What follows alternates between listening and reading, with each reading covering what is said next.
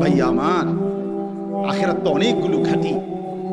এক নম্বরে হচ্ছে জান কবজ হওয়া, মৃত্যু, এরপরে কবর, এরপরে হাসরের মাঠ, এরপরে মিজান, এরপরে ফুলসিরাত, এরপরে জান্নাত জাহান্নাম, এবং এক একটা হাজার হাজার বছরের লম্বা ঘাটি। বন্ধু আমার, শুধুমাত্র কসম আল্লাহর, কোন ব্যক্তি যদি বেঈমান, কাফের, মুশরিক, নাফরমান, পাপী জিন্দেগি নিয়ে মৃত্যু পর্যন্ত পৌঁছে, খোদার কসম শুধু মৃত্যুর যন্ত্রণা, শুধু জান কবজের যন্ত্রণা, আল্লাহর কসম এটুকুই সহ্য করার ক্ষমতা তার থাকবে না। এই জান কবজের যন্ত্রণার সামনে তার 60 বছরের দুনিয়া যা ভোগ করছিল, মজা করছিল, এক সেকেন্ডে ভুলে যাবে। ঈমান, আমি শুধু এই কথাটাই এখন শুনাইতেছি। এই তর্জমাটা বললে আমার কথা শেষ। এটাই আমার বক্তব্য। ভাইয়া, কবরে লম্বা সময় থাইকা কি কষ্ট পাইবা বেনামাজি সন্তান, হারাম উপার্জনকারী বাবারা, বেপর্দা মা বোন, সেটা তো লম্বা বিষয়। হাসরের মাঠ কি পরিমাণ লম্বা, মিজানের পাল্লার সময়টা কি পরিমাণ কঠিন হবে, আমল নামাটা যখন বাম হাতে দেয়া হবে তখন কি পরিমাণ চিৎকার করবে। ফুলসিরাত পার হতে 30,000 বছরের রাস্তা, এই অন্ধকারাচ্ছন্ন রাস্তা কিভাবে পার হবে সে তো পরে লম্বা বিষয়। শুধু জান কবজের সময় মৃত্যুর, যেটাকে বলে রুহু কবজ হওয়া, মৃত্যুবরণ করা, এই কষ্টটাও তো সহ্য হইবে না। এই কষ্টটা তো সহ্য। কোরআনুল কারীমের মধ্যে 4 জায়গায় আল্লাহ তাআলা মোট মৃত্যুর যন্ত্রণার কথা বলছেন। 1 নাম্বার, ওয়াজাআত সাকরাতুল মাউতি বিল হক যালিকা মা কুনতা মিনহু তাহিদ। রব্বুল আলামিন বলেন, বান্দা শুনে নাও, সত্য সত্যই মৃত্যুর যন্ত্রণা আসবে। সাকরাতুল মাউত বলে এটাকে। মৃত্যুর যন্ত্রণা মানে জান কবজের সময়, রুহু কবজের সময়ের যন্ত্রণা, মৃত্যুর সময়ের যন্ত্রণা। কোরআনুল কারীমের মধ্যে আল্লাহ বলেন, ওয়ালাউ তারা ইদিজ যালিমুনা ফি গামারাতিল মাউত। আল্লাহ বলেন, শোনো বান্দা, আল্লাহর নবীকে বলেন, বন্ধু আপনি যদি একটা নজর দেখতেন জালিমের মৃত্যু যন্ত্রণা কতটা ভয়ানক হবে। ইদিজ যালিমুনা ফি গামারাতিল মাউত ওয়াল মালাইকাতু বাসিতু আইদিহিম। ফেরেশতারা ওই নাফরমান পাপীকে ডাক দিয়ে বলবে, হাত বাড়িয়ে বলবে ফেরেশতারা, আখরিজু আনফুসাকুম, হে অসৎ আত্মার রূহ, এই নাফরমানের শরীর থেকে বের হও। বের হতে চাইবে না, সারা দেহের মধ্যে নাফরমানের রূহ দৌড়াবে। মালাকুল মউত আজরাইল একটা টান দিয়ে যখন রূহটাকে ছিঁড়ে বের করবে, কলিজা থেকে বের করবে, একটা টানে কণ্ঠনালীর কাছে চলে আসবে। আল্লাহ বলেন, ফালাউলা ইদা বালাগাতিল হুলকুম, কণ্ঠনালীর কাছে যখন রূহটা চলে আসবে, নাফরমান তোর ক্ষমতা থাকলে এবার বাধা দাও না, দাও, বাধা দাও, থামাও তোরে। এনা তোমার বন্ধু, এনা তোমার বাপ, থামাও এরে, এ তো মরে যাচ্ছে, তারে ধরে রাখো, ধরে রাখো। পারা যাবে তো? কথা বলেন না কেন? আল ইয়াউমা তুজজাউনা আযাবাল হুন। আল্লাহর ফেরেশতারা জান কবজের মুহূর্তে, খোদার কসম আল্লাহ বলছে, জান কবজের সময় বলবে, মনে রাখিস না ফরমান, আজকে তোরে কবরে নিয়া চূড়ান্ত তোরে আযাব, শাস্তি ভোগ করা। তুই বুঝবি পীড়া কারে। মাস্তানি, মাতবরি, সুদের টাকা, ঘুষের টাকা, বাটপারি, চিটারি, অহংকার, দম্ভ, আয় আয় না ফরমান, তোর এখন দেখা।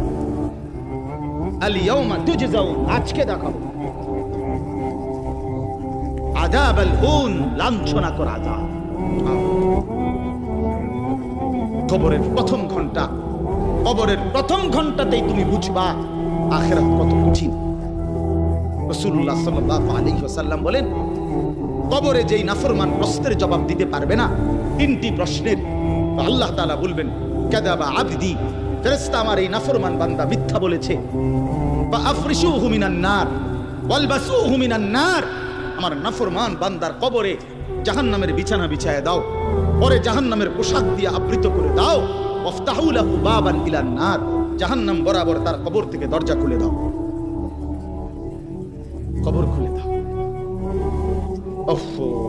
আল্লাহ নবী সাল্লাল্লাহু আলাইহি ওয়াসাল্লাম বলেন, তখন কবর তারে ফেরেশতা যখন তাকে রাইখা যাবে, কবর তারে ডান দিকের মাটি বাম দিকে একটা চাপ দিবে, বাম দিকের মাটি ডান দিকে চাপ দিবে। আল্লাহর কসম নবী বলছে, হাত্তা তাখতালিফা আদলাহু, ডান পাশের হাড্ডি এবং এই পাঁজরের হাড্ডিগুলো করকর করে ভাঙ্গা বাম দিকে চলে যাবে, বাম দিকের গুলো ডান দিকে চলে যাবে। ভাইয়া আমার, তুমি তোমার উপরে রহম করো। বাপ আমার, আপনাদেরকে বলি, হারামের টাকা উপার্জন কইরা, সুদের টাকা, কিস্তির টাকা, ঘুষের টাকা, ওজনে কম দেওয়া টাকা, হারাম ব্যবসার টাকা, বাটপারি সিটারির টাকা দিয়া বংশ, ফ্যামিলি, স্ত্রী, সন্তানের জন্য রাখা যায়েন না। ওরা আমনে বরবাদ করবে, আপনি নিজেও বরবাদ হইলে ওরারও বরবাদ করবে। শুধু শুধু শুধু শুধু আপনি মূল্য পৃথিবীতে কামাই রোজগারই থাকবে, আর পৃথিবীতে যত রোজগার থাকবে আপনার ফুতেই কামাই করতে পারবে। আপনি হালাল ভাবে যে দূর পারেন করে দিয়েছেন, বাকিটা আপনার ফুতে না পড়লে মরে যাবে, অসুবিধা কি? না খাইয়া যদি কেউ মরে যায়, তাহলে মৃত্যুবরণ করা তো বেজ্জতি। কথা বলেন না কেন? না না বলেন বলেন, কেউ মরে যাওয়া এটা কি শরমের কথা নাকি? ভাই বলো, ছেলে বলো। আরে ছি ছি ছি ছি, এমন শরমের কথা এটা? এমন এটার কথা হইলো কোনো? মরলে কি মনে করেন, না খাইয়া মরেই গেছে তো মরলে কি? মরণ কি শরমের পেছনে? তো বাপ দাদা 14 গোষ্ঠী মরছে, তো আমি মরলে সুবিধা?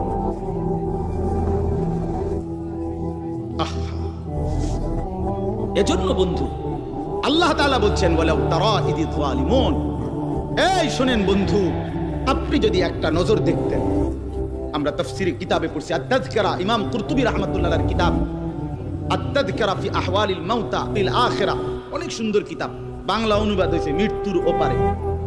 ইমাম কুরতুবীর খুব সুন্দর অনুবাদটাও অসাধারণ। এই বইটা আছে।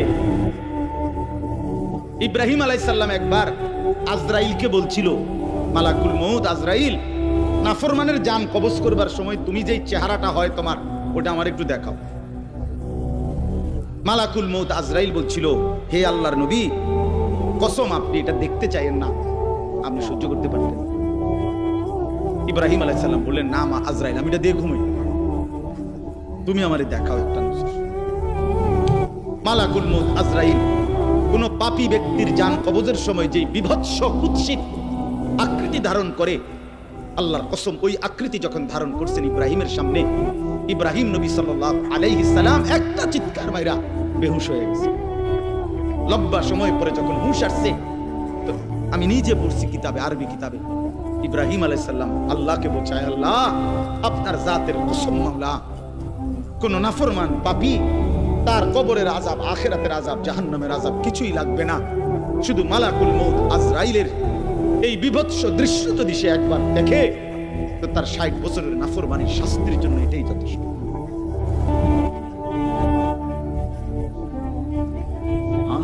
আখরিজু আনফুসাকুম,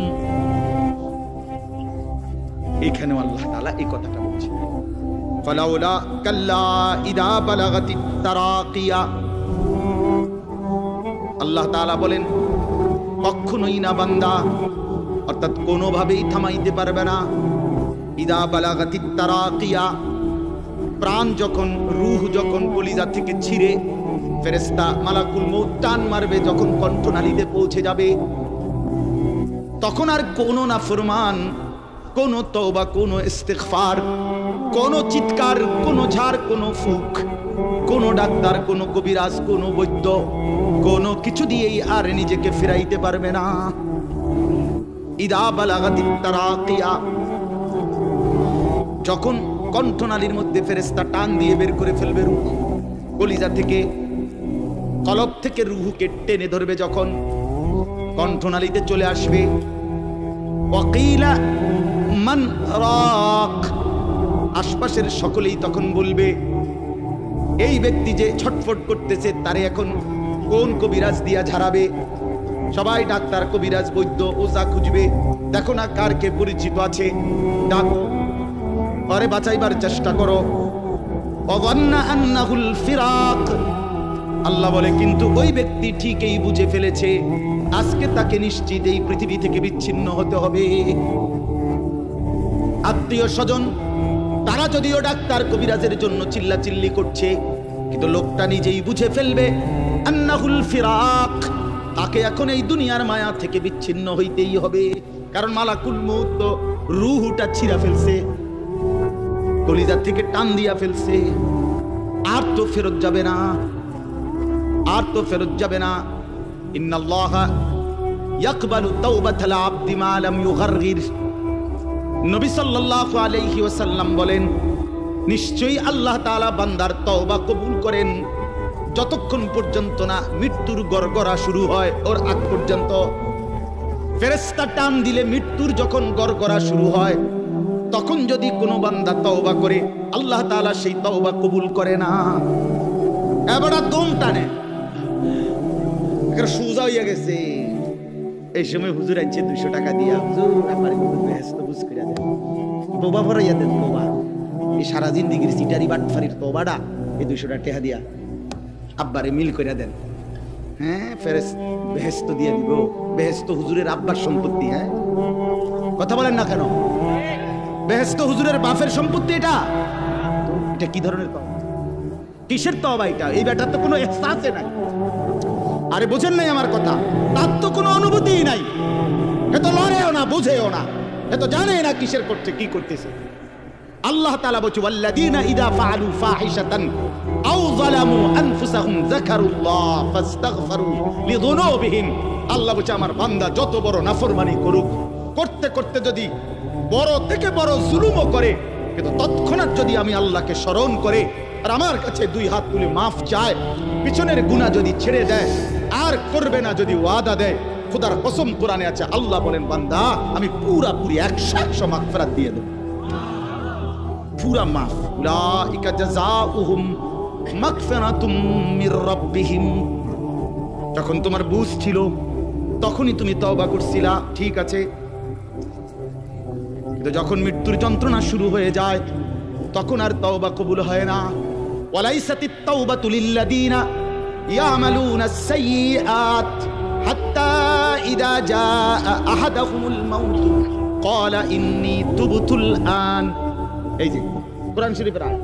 আল্লাহ বলেন, ওই ব্যক্তির তওবা তওবা নয়, পুরা জিন্দেগি নাফরমানি করেছিল, অতঃপর যখন মৃত্যুর সময় আসলো, আজরাইল উপস্থিত হলো, এখন বলতেছে আমি আল্লাহ এখন তওবা করলাম। আল্লাহ বলে, না বান্দা, এমন তওবা হবে না। তাইলে তওবা করবেন কখন? এখন। কখন বাবা? এখন। এখন আজ দিমাগ আছে যখন, আকল আছে তখন, বুঝ আছে তখন। আল্লাহ আমাদেরকে বুঝার তৌফিক দান করেন। ওয়ালতাফাতিস সাকু বিসাক। আল্লাহ বলেন, নাফরমান তখন ভয়ে আর আতঙ্কে মালাকুল মউত তাকে টেনে বের করছে। আজরাইল এসে সামনে দাঁড়ানোর সাথে সাথে নাফরমান এই পরিমাণ ভয় পেয়ে গেছে। ওয়ালতাফাতিস সাকু বিসাক, 2টা পায়ের গোসা, মানে পায়ের গোসা বোঝেন না, গোড়ালি, নিচের অংশ আর কি, জুতা পরি আমরা যেটা, এই গোসা। আল্লাহ বলেন, এক গোসার সাথে আরেক গোসা, মানে 2 পাও এইভাবে মিল্লা গেছে। এটা যে একটু নড়াবে, একটু একটার উপর একটা উঠাবে অথবা কদ্দুর সরাবে, ভয়ে আতঙ্কে আল্লাহ বলেন নাফরমান এটাও ভুলে যায়। পাউটা নাড়াবার ক্ষমতাও। ইলা রাব্বিকা ইয়াউমা ইদিনিল মাসাক। আল্লাহ তাআলা বলেন, এই অবস্থাতেই আমি আল্লাহর কাছে ফিরতে হবে, ফিরতে হবে। মৃত্যুর ভীষণ বড় যন্ত্রণা হবে। অর্থাৎ এখানে ফেরেশতা প্রথম তো টান দিবে, ফুলের মতো ছিঁড়া ফেলবে। ফুল যেভাবে গাছ থেকে ছিঁড়ে ফেলে, কলিজা থেকে রূহ তো ছিঁড়ে ফেলবে, কণ্ঠনালীর কাছে আটকায়া যাবে। তখন সে বারবার চেষ্টা করবে নিজের রূহ ফেরত নিতে, কিন্তু ফেরত নিতে পারবে না। আল্লাহ তাআলা বলেন, মৃত্যুর মারাত্মক সাকরাতুল মউত তখন শুরু হবে, ভীষণ যন্ত্রণায় শরীর পাওটাও নাড়াইতে পারবে না। এই অবস্থাতেই, এই জোরাজুরি টানাটানি অবস্থার মধ্যে তাকে আল্লাহর কাছে। এবার আল্লাহ শেষ কথা বলে, এবার শুনো বান্দা, এই নাফরমানের মৃত্যু যন্ত্রণা এতটা ভয়ানক কেন হলো এই লোকটার? আল্লাহ তাআলা বলেন, ফালা, ওই ভাই ছেলেরা শোনো, ভাই আবার শোনো, যাই ধমকাইছি, খোদার কসম দুশ্মনী নিয়ে ধমকাই নাই, তোমার সাথে কোনো বিদ্বেষ নিয়ে ধমকাই নাই, কলিজা ভরা এটুকু ফিকির নিয়েই বলি, যে এক ছেলে বদলে যাক, একটা নৌজওয়ান বদলে যাক। সারা দিনের চিৎকার চেঁচামেচির দ্বারা, এই দিবানিশির এই বলার দ্বারা যদি একটি বাচ্চাও, একটা ছেলেও, একটা কিশোর, একটা যুবক, একটা তরুণ, একটি মুসলমানের মা মেয়ে যদি বদলায়, হতে পারে ওই একজনের উসিলায় আল্লাহ আমাদেরকে মাফ করে। এই আশায় ভাইয়া, এই আশায় যুবক ভাইয়া, তোমরা ইসলামের দিকে ফেরা দরকার, তোমরা আল্লাহর দিকে ফেরা দরকার। চারিদিকে সারা পৃথিবী জুড়ে সমস্ত ষড়যন্ত্র ইসলামের বিরুদ্ধে, মুসলমানের বিরুদ্ধে। তোমরা দেখছো ভাইয়া, গাজার মধ্যে মুসলমানের রক্তে ভাসতেছে, ফিলিস্তিনে মুসলমানের রক্তে ভাসছে, আজ আবার লেবাননে মুসলমানের রক্তে জমিন ভেসে গেছে। এত রক্ত প্রতিদিন মুসলমানের ঝরছে, এরপরও কেমনে নামাজ না পড়া থাকো? এরপরও কেমনে দুশ্মনের মতো চলাফেরা করো? কার মতো চুল সাজাইলা, কার মতো জামা পরলা, কার মতো নিজেকে পরিচয় দিলা? যেই বেঈমানদের সাথে তোমার চুল, জামা, শরীর, প্যান্ট, কথাবার্তা মিলাইছো, খোদার কসম ওরা তো প্রতিদিন মুসলমানের রক্তে জমিন ভাসায় দিচ্ছে, প্রতিদিন ভাসায় দিচ্ছে। এটা তো ভাবা উচিত, ভাবা উচিত। সারা দেশে, আমার এই ছোট্ট বাংলাদেশেও কি পরিমাণ ইসলাম এবং মুসলমানদের বিরুদ্ধে ষড়যন্ত্র। আমি গত আগস্ট মাসে উত্তরবঙ্গ ছিলাম, 40 দিন দাওয়াত তাবলীগের সফরে, আল্লাহর রাস্তায় মেহনতে 40 দিন এক চিল্লা সফরে ছিলাম। জুলাই মাসের 31 তারিখ থেকে সেপ্টেম্বরের 9 তারিখ পর্যন্ত। তো ওইখানে দেখছি আমি 10টা উপজেলায় অসংখ্য খ্রিস্টানদের গির্জা, যেখানে প্রতিদিন, কসম আল্লাহ, প্রতিদিন খ্রিস্টানরা, এই ইউরোপ থেকে আসা খ্রিস্ট ধর্মের অনুসারীরা, তারা আমাদের এই বাংলাদেশে, উত্তরবঙ্গে প্রতিদিন আমাদের সমাজে, মুসলমানের সমাজে খ্রিস্ট ধর্ম প্রচার করে 1-2 করে মুসলমানকে খ্রিস্টান বানাচ্ছে। আমি নিজ চোখে দেখছি, কমপক্ষে 50টা গির্জা দেখছি একটি জেলার মধ্যে। 40 দিন 26 জন সাথী দাওয়াত তাবলীগের নিসবতে রাত দিন আলহামদুলিল্লাহ আল্লাহ করাইছে, মেহনত করছে। 16 জন আলেম ছিল আমাদের জামাতে। 40 দিন পরে আলহামদুলিল্লাহ কাকরাইলে যখন আমরা, এই দিনাজপুরে এক জেলা থেকে জামাত বের হইছে, আল্লাহই করাইছেন, আল্লাহর দয়ায়। পরবর্তীতে আমাদের এই জামাত আমরা নিয়ে আসছি, 40 দিনের জন্য আবার বের হইছে। শুধু দিনাজপুরের আমরা যেটুকু অঞ্চলে মেহনত করছি, ওইখান থেকে 950 মানুষ, 63টা জামাত। আলহামদুলিল্লাহ আল্লাহ করাইছে, আল্লাহ করাইছে। তো এজন্য বললাম, প্রতিনিয়ত আমাদের পার্বত্য চট্টগ্রামের হালাত খবর নেন, কি হচ্ছে। একদিন ঘুম থেকে শুনবেন উঠে পার্বত্য চট্টগ্রাম আর আমাদের কাছে নাই। গোটা বাংলাদেশে, পুরা বাংলাদেশ যত বর্গ মাইল, এর 3 ভাগের 1 ভাগ হলো পার্বত্য চট্টগ্রামের 3টা জেলা। বুঝেন নাই কথাটা আমার? সারা বাংলাদেশের আয়তন যে দূর, এটা যদি 3 ভাগ করে, শুধু 3 জেলা, রাঙ্গামাটি, খাগড়াছড়ি, বান্দরবন, পার্বত্য চট্টগ্রামের এই 3 জেলাই 1/3 বাংলাদেশ। বুঝেন হিসাব?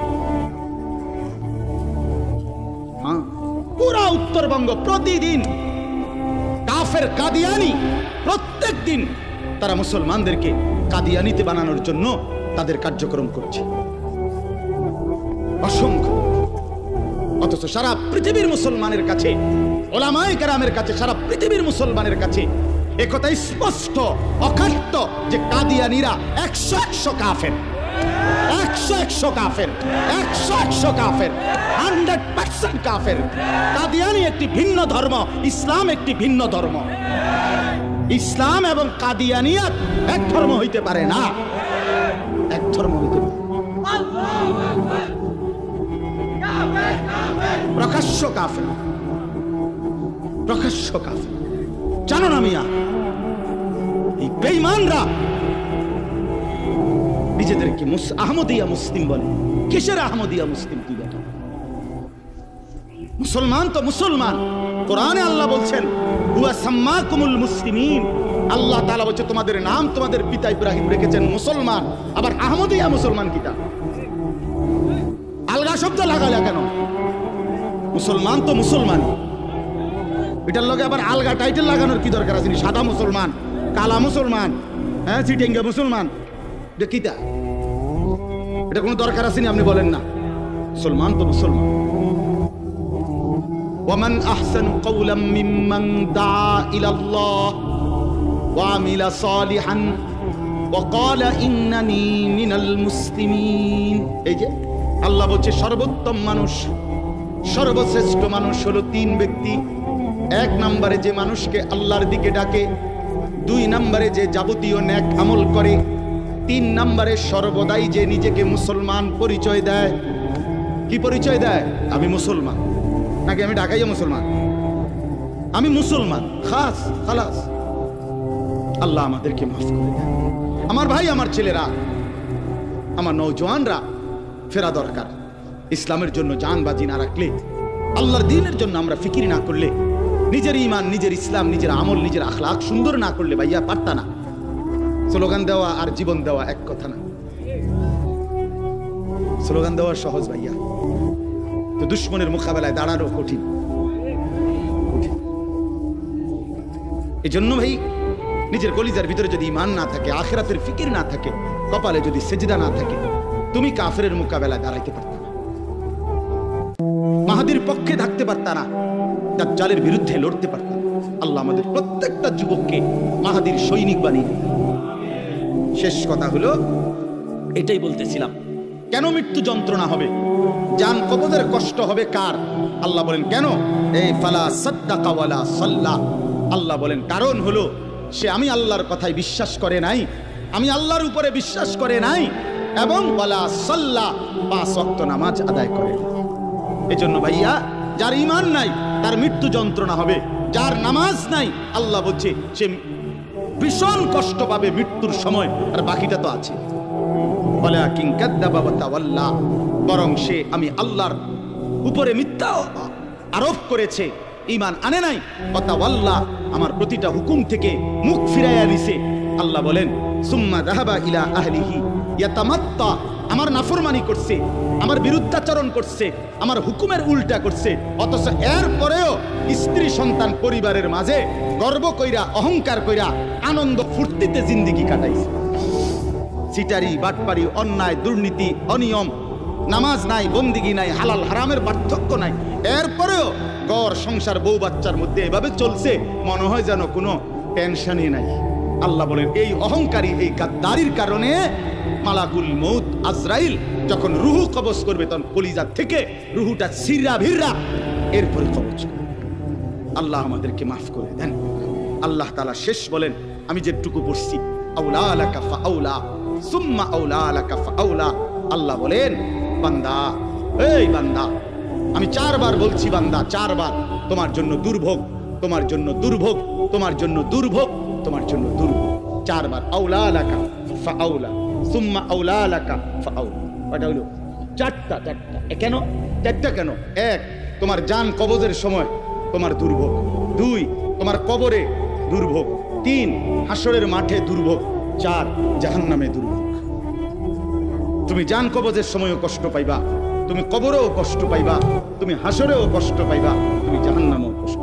আউলা লাকা ফাআউলা সুম্মা আউলা লাকা ফাআউলা। আয়াহসাবুল ইনসানু আন ইউতরাকা সুদান। আল্লাহ তাআলা বলছে, মানুষ তুমি কি ভেবেছো আমি তোমাকে এমনি এমনি ছেড়ে দেব না? কি ভাবছো? এমনি এমনি অনর্থ, কোন উদ্দেশ্য ছাড়াই আমি তোমার এমনি বানাইছি না। বান্দা ফাহাসিবতুম আন্নামা খালাকনাকুম আবাতা। আল্লাহ তাআলা বলেন, বান্দা তুমি কি এই ভেবেছো আমি তোমাকে বেহুদা বানাইছি? এ খাইবার, ফুর্তি করবা, নাচবা, গাইবা?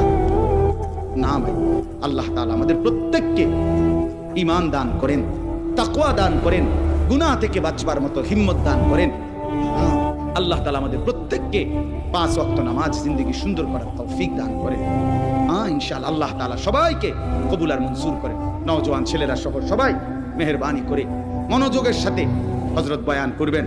হযরত আমারও অনেক বেশি শ্রদ্ধেয়। ইনশাআল্লাহ হযরতের বয়ান মনোযোগ দিয়ে শুনে দোয়া করে এরপরে আমরা যাওয়ার চেষ্টা করি। আল্লাহ তাআলা সকলকে উত্তম তৌফিক দান।